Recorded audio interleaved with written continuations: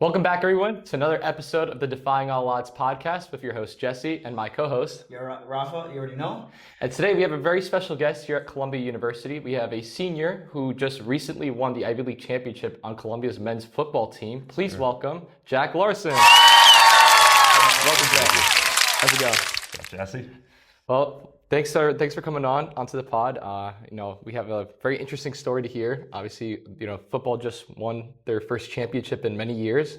So just kind of talk to us about like your origin story, like where you came from and how you got into football. Awesome. Appreciate you guys having me on here. Yeah, of course. It's an honor.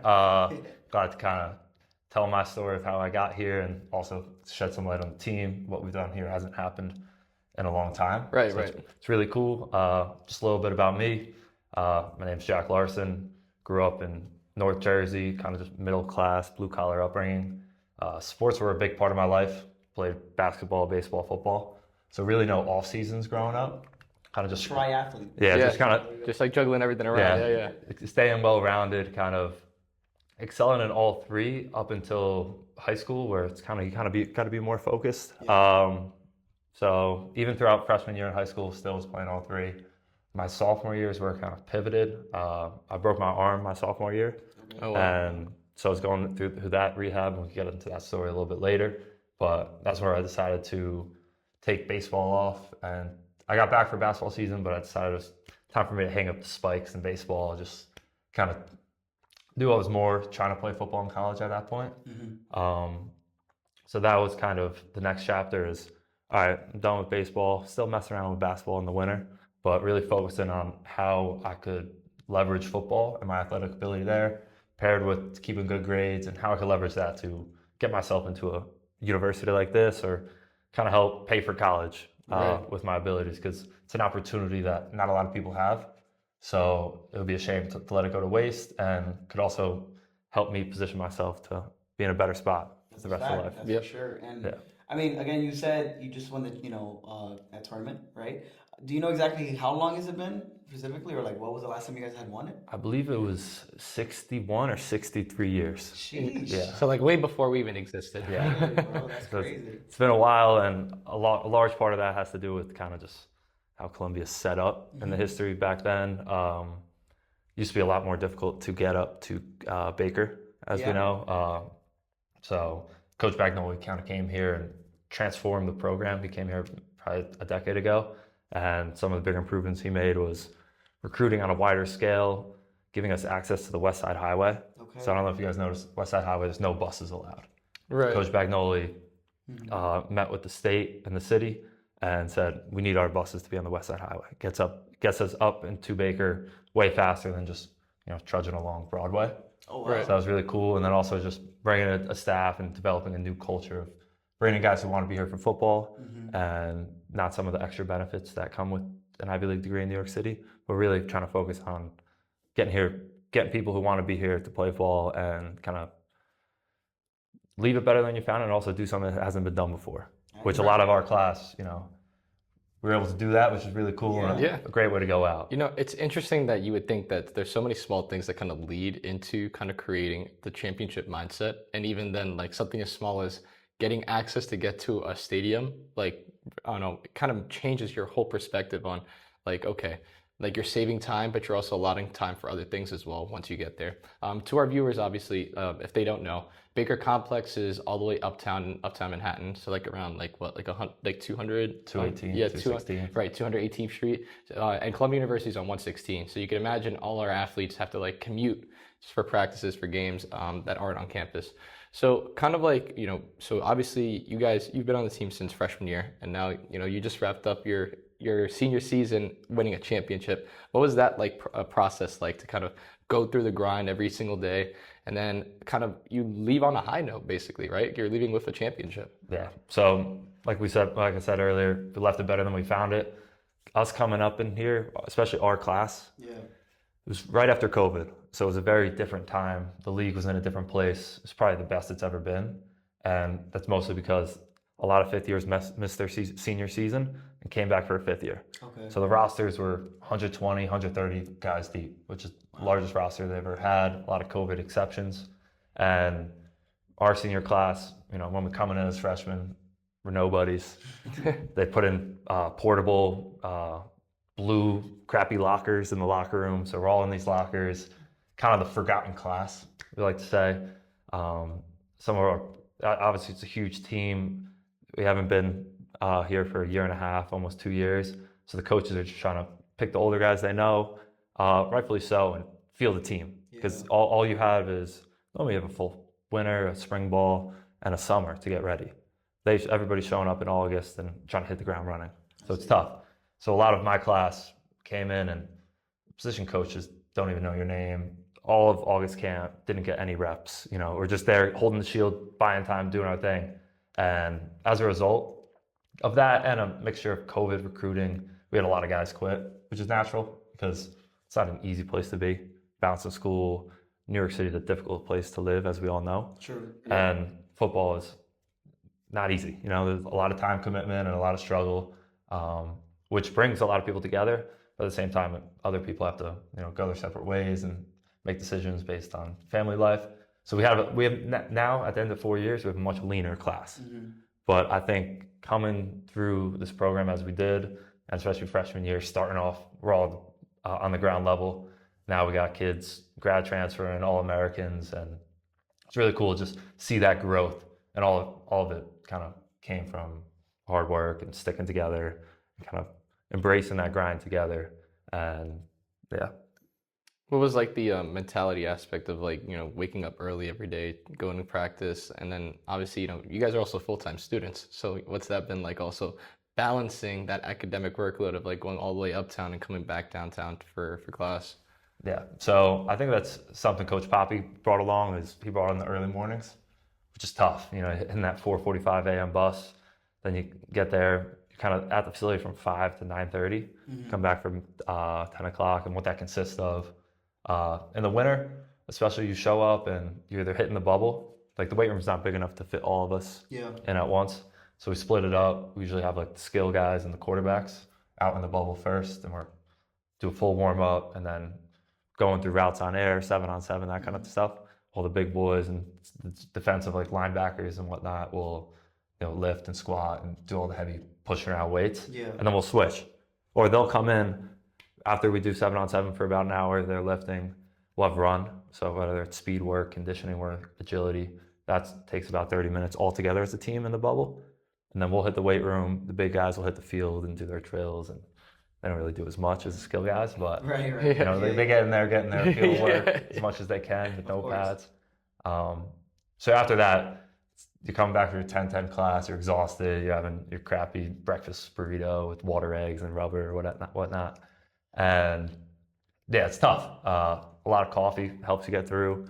And especially in this country. Yeah. Everybody does that. I think a big thing that Columbia University helps, and I think most Ivy League schools do it, but help athletes get preferred tutors. So we'll get the tutoring here, which really helps, especially for, honestly, sometimes you're not able to make every class during certain commitments. Recitations and office hours are tough to make.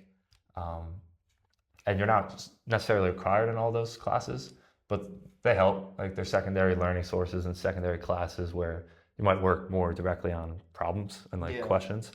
So that's some things we miss, but I think taking advantage of the tutoring and also staying together with guys. Mm-hmm. I know for the econ track I went through, some of 4 or 5 of my best friends, we all went through it together. And I think if you're all studying, taking the same classes, same homeworks, you kind of learn together, and it's a lot easier to go through it when you're with people. No, 100%. Yeah. I mean, when you're, again, as you working in a team, playing for a team, it's natural for you guys to always be together and help each other out in whatever you guys are trying to do. So, and especially because, again, you play football, right? Football is known to be one of the more physically demanding sports out there, right? So I want to ask you in general, how do you try to keep yourself healthy throughout the season, or even in the off season, to make sure that you don't suffer a major injury like you did back in your sophomore year, right?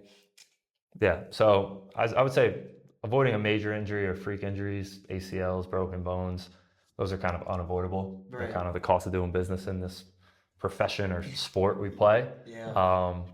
So those are hard to avoid. Some of the soft tissue injuries or the minor tweaks. Mm-hmm. I think you can do a good job mitigating those risks by taking care of your body, stretching before and after, which our strength staff does a great job of. We're always stretching before, we're always stretching after. But also it's the little things where, your hamstrings tightening up, you could feel it. Yeah. It's having the discipline to, all right, I just had that 4 or 5 hour workout. I've been at Baker all day. Like, I got to go home. Now, spend that extra 30 minutes to an hour going to the training room, getting treatment, getting the cold tub, hot tub, and making sure you're taking care of your body extra, because just doing the bare minimum isn't always enough. So you really have to have a lot of discipline and continue to work after what's just bare minimum required, which is plenty. Right. It's a lot. It's hard, and I'm not saying you have to do it every time, but you really have to make an effort to stay on the field, especially in season. It's a little bit easier just because we usually kind of take maybe 4 classes instead of 5, and at that point you're dying to get back on the field. Okay. But in those winters where sometimes if you get hurt, sitting on the sideline might be easier, and it might be the easier thing to do, but you're letting your teammates down and you're letting yourself down. For the long term, for sure. Yeah, exactly. Yeah. And again, for the viewers, can you tell them again what position you play? I play tight end here. Okay, there you go. Tight There you end. go. Perfect. So definitely a very, again, I mean, every position is very demanding, but Yeah. the tight end has a lot of special techniques that I have to like really focus on. Yeah, playing tight end's cool. You get a best of both worlds. Yeah. You're in the trenches blocking with the big guys. Yeah. Car crashes with the linebackers. And every now and then you kind of wander off, maybe catch a pass here too. But, Okay, it's calm. A jack of all trades, if you will. Yeah, you go. So, okay, that's cool. That's I honestly think also, people tend to forget like the recovery process, like you mentioned. Like, it's so key, obviously, not just maintaining your body in shape, but also kind of being prepared for that next step when you have a big game coming up, or when you're coming off a big game, just to go back into recovery mode. I know, like, for instance, like I do a lot of running, for instance. So like going back and taking like a cold shower, for instance, and just really letting your muscles recover is always super key. So like always maintain, obviously, making sure, whether it's that pulled hamstring or you got a cramp or whatnot, just trying to really maintain. But honestly, like, I also think back to kind of like what you mentioned, that this place has so much, like, in terms of resources, that it's like really invaluable to almost everything that we do, whether you're a student, whether you're an athlete. But now, you kind of mentioned, obviously, that you did have an injury back in high school. And would you say that breaking your arm, obviously, would that take away from playing basketball and baseball? Or was it like, you were always set on like football from early on? Yeah, so I guess we could go through that kind of story. Broke my arm my sophomore year of high school. And that was after, freshman year, sophomore year, finally playing with the varsity guys, playing with the big dogs. First 4 games of the season go great. Leading the state in touchdowns, averaging 2 touchdowns a game, hanging out with the seniors, going to parties, like life's great. Yeah. Right, yeah. Living the life. You're Yeah. at the peak. Yeah, and then I still remember this play to this day. It's a screenplay where kind of everybody rolls left. I kind of sneak, turn around, quarterback throws it, kind of laterally to the sideline. Okay. It was a forward pass, so I'm like jogging after it. Just go pick it up. Ref doesn't blow the whistle, so last minute I jump out, reach out my arm. So my hand's kind of just on the ball here, and some little kid, Bloomfield, New Jersey, still remember this, dives on the ball, and I just hear like a loud pop. And I'm kind of sitting here like, don't look, like just telling myself don't look. I turn back and it's like the other way. Oh shit, like, this doesn't feel too great. So I get up, I'm laying there for a while, get up, and kind of sitting on the sideline.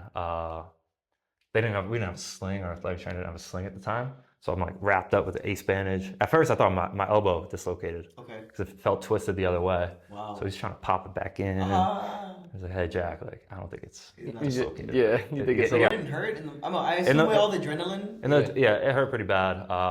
And all the adrenaline kind of helps. Yeah. So I'm sitting there kind of with like a jacked up sling for the rest of the game. Go to the hospital like in the town. They told me, luckily my aunt, who's a occupational hand therapist, she happened to be at the game. We go to the hospital, she's there with us. Doc there was like, yeah, we could put a cast on it, take like 12 months, or like, I think it was like 6 to 8 months. If it heals wrong, we have to re-break it. Re-break it? Yeah, my aunt was like, what? I don't think we should go to another place, kind of check it out. Yeah. So luckily, re-break it. Yeah. I never heard of that. Yeah, re-break and readjust it. Maybe not. Yeah. So I ended up getting like a plate with like 10 screws, And the next appointment was like a week later. So I'm sitting there with a broken arm for like a week, kind of just like, no painkillers, nothing, just kind of buying time until it's there. Surgery goes, and when they open it up, they realize there was a spiral fracture up and down. Okay. So then I'm laying there, and the original hardware they got wasn't the correct hardware now that they realized it was a spiral. So they had to order new hardware, bigger plate, screws, and I'm sitting there for like 10 to 12 hours just on my side, like under anesthesia. So then when I get up, surgery goes well, plates and screws in there, and now I got a pinched nerve in the shoulder. So kind of wheeled me home late at night, sitting home, and now I can't move either of my arms for like 2 to 3 weeks, which is tough because I had this pinched nerve here, and I would say I got the broken arm on my left, and that's kind of like the behind the scenes of these injuries. And anybody who's been through a major injury knows that it's not just the physical pain of going through; it's all the mental stuff you have to go through. Yeah, absolutely. So the mental part of injuries is the hardest part, and you see that here with a lot of guys. They're out for a while and sitting on the sidelines. It's hard to stay in it. So mentally, it kind of changes.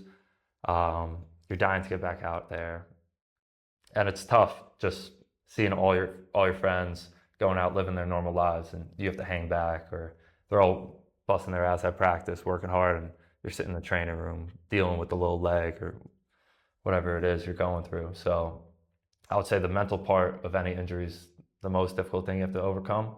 And I think the best way to do it is, having good people around you, good support system, and good friends keep checking in on you.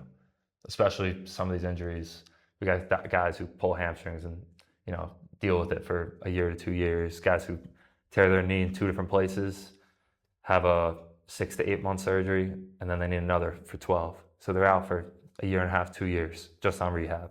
Damn. And especially in this stage in your career, it's tough to come back from that. Right. So it takes obviously a lot of mental fortitude and a lot of guys around you keeping you in it and pushing you. It's interesting you put it that way because we have that kind of the whole theme of this podcast, obviously the motivational aspect and the mental component of when you're going through that tough time. I think back to obviously like it's kind of like you mentioned, like what's the point of you thinking about like, oh, I'm not going to get better, or like having all these negative thoughts if you haven't been there yet, right? Like there's still hope that you're going to come back, and just maintaining that positive mindset is what will get you through eventually. But also like you have to think about people that have fear and failure don't necessarily realize the component of, okay, well, you haven't achieved failure yet, right? You're just at a stump, but like you could still get over it. So it's just really trying to push through, like you mentioned, with like the mental fortitude, but also thinking back to, okay, what's my real purpose? Like, how did I get to this point? And I could still achieve so much more. This is just like a small hump in the journey. At the end of the day, you just gotta really just keep on pushing. And I think it's fascinating too, because when you guys get through injuries like that, when you guys have to go through those injuries, apart from the rehab that you have to go through, there is also the time it takes for you guys to like just get back to full strength, right? And get to that 100% so you can get back on the field and put yourself in that peak position that you once were, right? And when you had to go through that, after the recovery, like how did you feel, or how long it took you to really put yourself back and feel that, or tell yourself, okay, I'm back to normal. Yeah. So after the surgery I got with all the hardware and the neat technology, I was able to make it back that basketball season, but very, very limited in terms of strength and kind of rebuilding strength. And some of it never comes back. Especially like with my elbow, and I've had a couple surgeries in my elbow to kind of remove some scar tissue, as well as like, so there's like a couple foreign objects in there, not too sure. So just kind of clean it up. And that pain through benching and pressing really never goes away. I see. So a lot of it's obviously taking care of your body, and also resorting to Advil and ibuprofen and other anti-inflammatories, which can lead to, I guess, some negative side effects. Especially like benching's never been the same. Like I can never bench again. But obviously you can't bench at all, or I would. You fight through that pain and use Advil to your advantage. So I've been taking 4 Advil every day for like 5-6 years, which does a number on your kidney and whatever not. So that's kind of part of this next journey to like, Yeah. I got it checked out, should be all good. That's good. But there's times during training camp where I'm waking up, taking 4 Advil to kind of get through practice. Then we got the midday lift. If it's upper body, kind of need another 4. Mm-hmm. And by the time you're going to bed, like it's throbbing with pain, arthritis, and whatever else is going on. Super inflamed. Can't go to bed because my elbow's throbbing. So you got another 4. And obviously those are during August training camp. That's the hardest it's ever going to been. That's the hardest you ever have to push yourself in terms of that. But the rest of it's kind of just taking it easy when you can and kind of, because you need to build strength. And this is a sport where you need your arms. You got to be able, you need strength. You need strength in the upper body. Yeah, it's a lot of that. So it's pushing through that and kind of just grinding through the pain. Well, at the end of the day, I mean, yes, you definitely went through that, and I mean, we're now here, 2025. You are now a champion. Yeah. So you definitely overcame all those odds and put yourself in a position to say, okay, you know, I went, you know, I had a big hole that I had to get out of, right? Yeah. You climbed out of it, and you put yourself in a better position than you were before. Absolutely. So now, I mean, again, you're a senior. So what is, you know, Jack's future looking like after college, after this? Yeah, so wrapping up senior semester, I think one thing that's been really great about being a fall athlete in general is now we have this spring semester being a normal student. Okay. You kind of take your foot off the gas. Yeah. Right. You're able to enjoy just hanging out with your friends, having a lot more free time. Looking to pursue a career in commercial real estate. Commercial real estate. Yeah, so I had a couple internships, one at RXR, one at CBRE. So I'm in the recruiting interviewing process right now. And looking to stay in the city. I think being in the city when you're young is very important. I agree. I think you're surrounded by a lot of young, motivated minds, and also so many resources of largest companies and people with experience to learn from. Yeah. Especially being from New Jersey, as you're from New York. Yeah. Staying local, staying with friends. All my friends going out to all these different colleges in different states. And everybody ends up coming home, working in the city or working locally. So That's true. The money's here. The Also money's here. true. So, Yeah. The Big Apple. That's for sure. Okay, that's cool. And as if you don't guys know, right? So right now it's Super Bowl Sunday, right? Yep. So today the Chiefs and the Eagles are gonna be playing. So I'm just curious, who you going for, man? Yeah, I mean, I wouldn't say it's easy for me to root for either. I mean, again, I think all of us, generally speaking, as New Yorkers, it's not the best choice. No, it's really So- But I think for most New Yorkers, it's a no-brainer. Got to go with the Chiefs. Yeah. Unfortunately, can't really root for the Eagles. So go Chiefs. Yeah.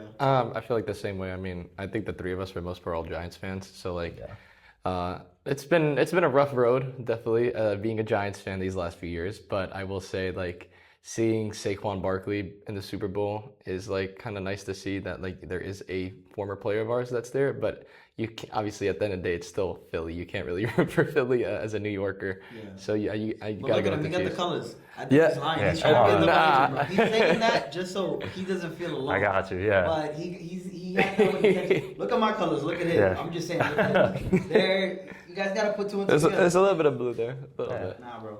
He's from the other side. Just so you guys. He's a Mets fan, an Eagles fan. You can't like this man. Not an Eagles fan. Definitely Giants. But yeah, okay. I mean, personally, I'll be honest. I'm not crazy into football. Like, I don't watch it too much, but I definitely keep up to it the best I can. Yeah. But I think it'd be cool to see a three-peat. So, I mean, First three-peat in like, Super Bowl history. So yeah, I mean, who doesn't want to see that? Like, you would be living in history. Yeah. So at least we could say like, hey, I was there when that happened. I got to see 1, 2, and 3. Yeah. You know, none of us could really say we got to see Jordan, you know, Yeah. go hard, or the Yankees really back in the 90s. So Yeah. And it's cool to see like all this time we're growing up and everybody's like, Tom Brady, he'll never be beaten. yeah, Greatest of true. all time. All these accolades, all these Super Bowl MVPs, all these Super Bowl wins, and now. The second he retired. Yeah, one basically. generation later, and we're watching Pat Mahomes do the same thing.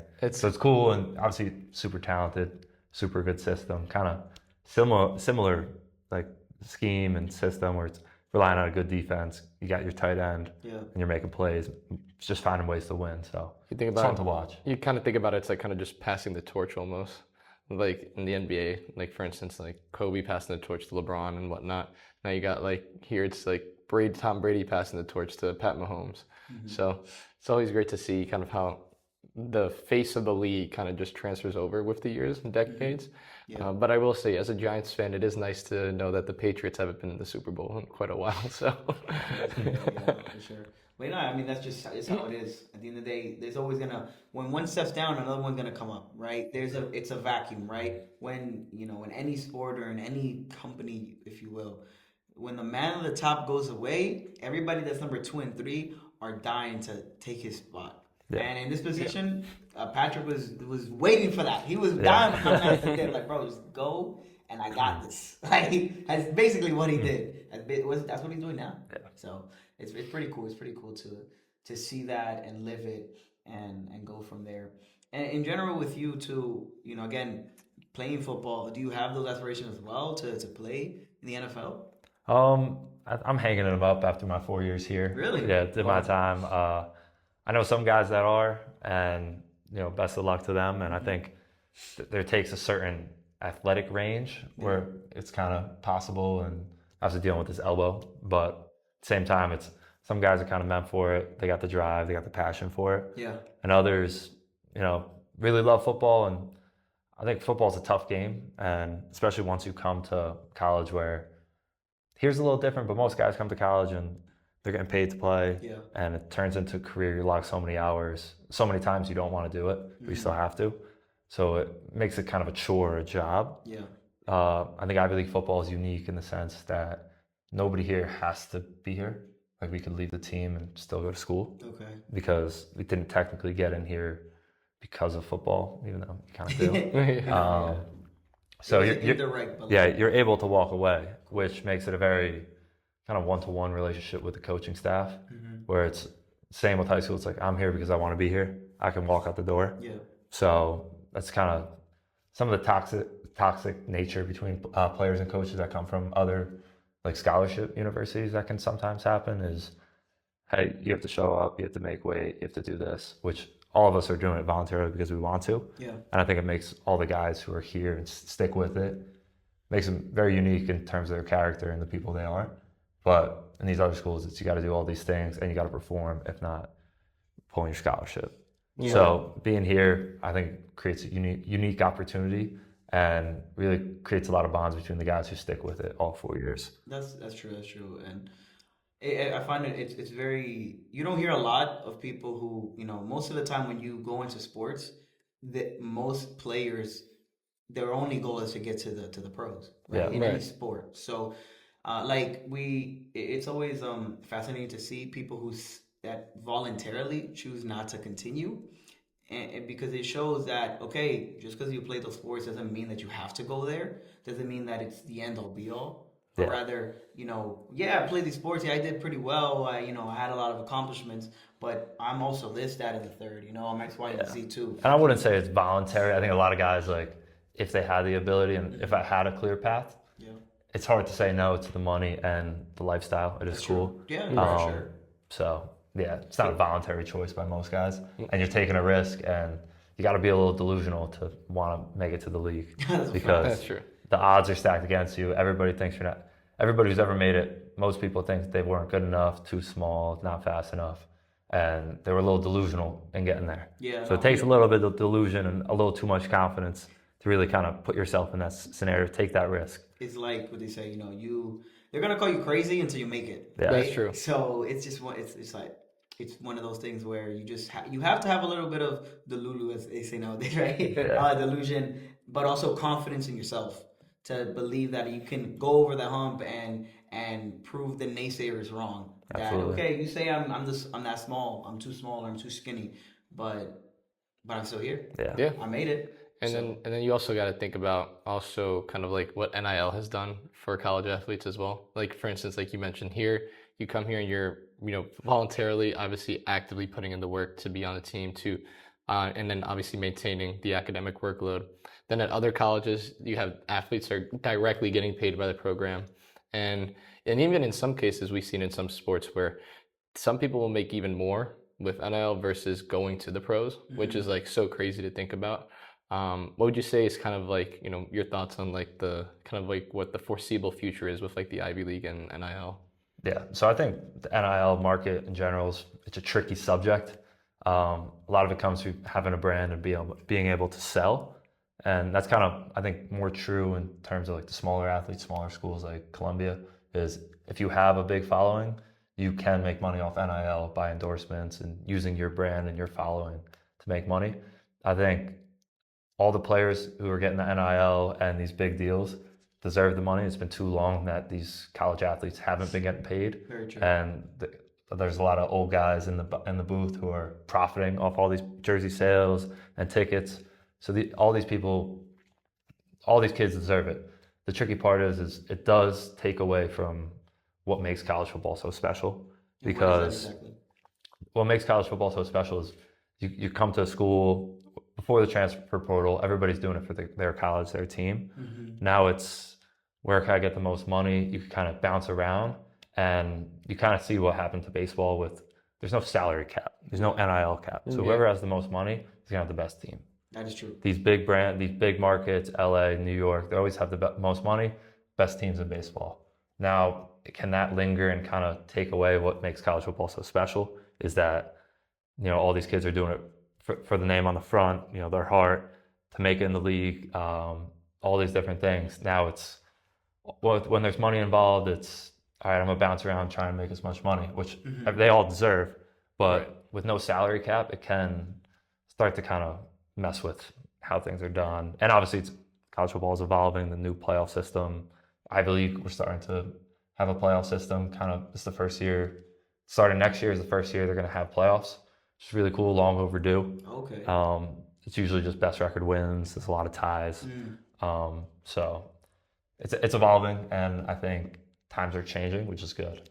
But that's kind of my take on NIL. The players deserve to get paid, can get tricky, and it might ruin the sport if not handled correctly. Yeah. But I still think players should be getting paid. So you say it's kind of with NILs, while it's a good thing, and I agree as well, it's turning more into that business side, rather than the passion and the love for it, you would say. Yeah, I think that, and in terms of just like fair competition, like some teams go out and just buy all the best players, which is tough, and it makes these teams who don't have money, and you can see it in baseball, some of the teams that don't have the same money or the same market size, they just can't get all the good players, and for them to win, it's so much harder. Right. When the same 10 teams in baseball are always up there because they have the most money. It just causes more of an imbalance than anything else. Yeah, I could see that. Which definitely hasn't fully evolved into, but you can see it's starting to lean towards that. Yeah. And I've seen some articles on how they're gonna maybe start incorporating like salaries instead of just mass NIL deals. Is that what you would do? Like, if let's just say like I don't know, they told you, yo, bro, if you can change this whole landscape right now, what would you do? Yeah, I'm not smart enough or know enough about the situation to make that call. I think the salary approach is like a unique and cool take on it. That's a way to enforce salary caps and also still make league minimums for these kids. But yeah, that could be something to consider. Also, I mean, there's definitely, like you mentioned, there's definitely some regulations that should be put in place to kind of maintain, I guess, the integrity of the sport itself with the university itself. Yeah. But also, you kind of just have to think back at kind of like, you're not just an athlete, you're also a student at the same time. Right. So I guess there's always like that conflict of interest almost that comes into play sometimes when you're talking about it. But like you mentioned, a lot of these corporations, they make so much off of these players. And you think back like 20, 30 years ago, for instance, and you start talking about college basketball, college football, college baseball, all these, future Hall of Famers now in sports, right? They've kind of been profit off of since they were in college, but they didn't start getting paid until they made it to the league. Yeah. And so now you're talking about missed revenue, missed salaries, right? Missed endorsement opportunities. Yeah. So it's a tricky street for sure. And there's some college athletes that maybe aren't big enough to play in the pros, and that's true. Right. And they go in the pros and they don't pan out. They're a year or two and done, but there's so much missed profit that they could have made. And yeah, they are there for an education, but at the same time, they're putting their body on the line. They could have career-ending injuries. They have all this, back pain or knee problems that linger on for the rest of their lives. So maybe incorporating better medical insurance and lifetime, or for these players. There's a lot of different solutions that I think a lot of people are discussing. So it'd be interesting to see how it all unfolds. Absolutely. But now, like, going back to, obviously, you mentioned you do want to go into commercial real estate, right? Yeah. What has that journey been like for you when you're kind of going through these internships, and you're also kind of bringing the athletic mindset of like, well, I've dealt with all these injuries. I've kind of been through the quote unquote downside of being an athlete, of like kind of persevering right through all these injuries. And then now you're going through long hours with an internship or the recruiting process now for your full-time position. What has that been like for you? Yeah. So I think there's two real main sides of it. Yeah. One is the recruiting process, and second is how you deal with the work. Yeah. So I guess I'll start on the recruiting process. I think there's a lot of similarities to kind of the football recruiting process, in the sense where you have to have the confidence where I'm fit for this. Look at all my track records, look at my huddle tape, look at my measurables. Here it's look at my resume, look at my past experience, look at my GPA, look at, these are all kind of measurables and intangibles that coaches look for and also employers look for. Right. And I guess my journey of picking commercial real estate as a potential career path started by just trying to figure out what's out there. Right. My mom was a teacher, father was a firefighter. I didn't really know anything else. And I think a lot of people are, no matter what their upbringing, they don't really know what the careers are out there. I had some friends who, their dad put on a suit and went to New York City. Yeah. So I knew there was those suit jobs. And I had a feeling I was looking for those suit jobs. But my kind of strategy was, I want to network. They're like, it's who you know, not what you know. Yes. Right. It's like, I don't know anybody. Mm-hmm. So I'm going to go start meeting some people because I don't have this vast network to fall back on. And that's kind of what my strategy is. I was like, I'm going to go talk to a bunch of people in all different industries, ask them what they do. Because you look up, what does an investment banker do? And you get this laundry list of technicals and jargon, and you look up that word and this and that, and you don't really understand what they do. Yeah. So I thought reaching out to a bunch of alumni, a bunch of different people in different industries, helped me understand what they actually did, and also found some really cool people, really cool mentors to help push you through the process. And I think that's been important throughout the recruiting process, is falling back on those connections and those mentors, excuse me, who helps you get where you are. Right. And the recruiting process for internships is just as cutthroat and ruthless as everybody knows. Yeah, absolutely. In life. Yeah, so I was able to land two really good ones, commercial real estate. And that's really important for us as football players here, is we all want to get a summer internship, because the more guys we have in the summer, we're able to train in the off season. Cool. So that fall, it turns in that August to September training camp, we could start in June. So a lot of us start June to August internships. You work your 8 to 5 down on Wall Street, downtown, Midtown, throw on your suit. Right. 5 o'clock comes, hey boss, sorry, I gotta go. Take that hour subway up to Baker, and now it's like 6:30 to 8:30 p.m. You're working out with strength staff, doing the running, conditioning, lifting as a team. And this summer, this is part of the reason which led to our success. We had the most guys we've had since my time being here, up here in the summer, doing their 8 to 5s, taking off the suit, and then putting 2 hours uptown and getting home at 9:30, 10, and then also having the discipline to go to bed. Gotcha. So I think that's part of how we deal with the hours. Is it's kind of all we've ever known. It's a routine that you guys build and habits over time. Yeah, and it doesn't just start in college. This is kind of something a lot of us have been doing forever. True. When it talks to playing multiple sports in high school, winter basketball is happening, and I can't give up on football. Mm-hmm. So I'm doing the 6 a.m. workouts with my football guys. Yeah. Doing a full day of school and then basketball practice after. Mm-hmm. So that kind of routine, waking up early, getting stuff done, and also balancing multiple things, is not something that you kind of just comes out of thin air. Yeah. It's kind of how you were brought up and what you've done your whole life. For sure. So balancing those hours, not too worth it. The only thing I'm worried about is kind of going through it without the guys. Right. Because you got to change the pace to do a lot of different things, and you're surrounded by a lot of really good people. Mm-hmm. So what you do is difficult, and if you're doing a lot of hard hours, it's hard, but it's really about who you're doing it with. Yeah. It really matters and helps you get through it. And honestly, at the end of the day, I kind of go by kind of this saying where it's like, whether you lose or win, doesn't matter because tomorrow you got to wake up and do it again all over again anyway. Right. So it's like if you win, great, but if you lose, it's all right. You still have the next day to reset and kind of go down that same routine. And it's the little things that kind of add up to the bigger rewards, right?